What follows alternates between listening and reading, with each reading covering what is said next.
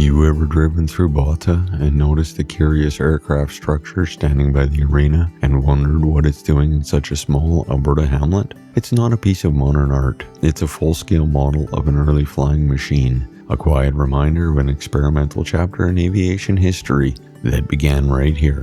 Hello and welcome to the video. If this is your first time here, my name is Mike. If you've been here before, my name is still Mike, but you would have known that already. Botha's roots go back to 1909 when the Canadian Pacific Railway built a stop on its line and settlers gathered around it. The station and soon the village were named after South African statesman Louis Botha, and by 1911 it was incorporated as a village. Over the years, farms and grain elevators defined everyday life here, with harvests shipped out on the tracks that once served this community. Just a few miles east of the hamlet, three brothers, John, George, and Elmer Underwood, were tinkering with flight as early as 1907.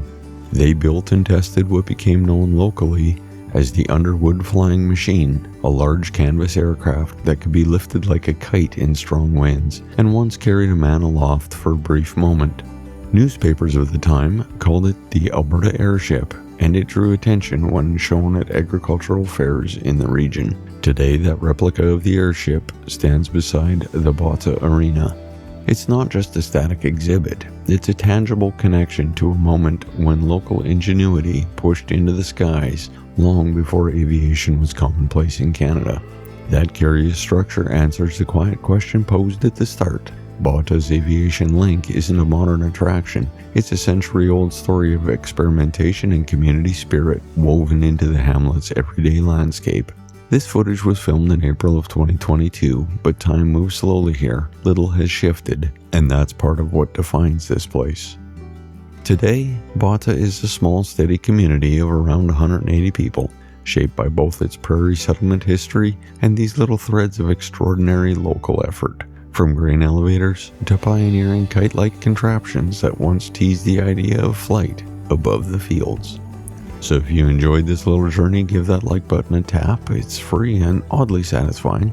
If you haven't subscribed yet, just know I share a new small town story every week, weather permitting of course. Feel free to pass this along to your aunt, your neighbor, or that one friend who still thinks Alberta ends at Calgary. They need this more than they know. And you'll find gradient imaging on Facebook, Instagram, and TikTok, because apparently I'm not busy enough. But until next week, drive safe, wave at strangers, and take the scenic route.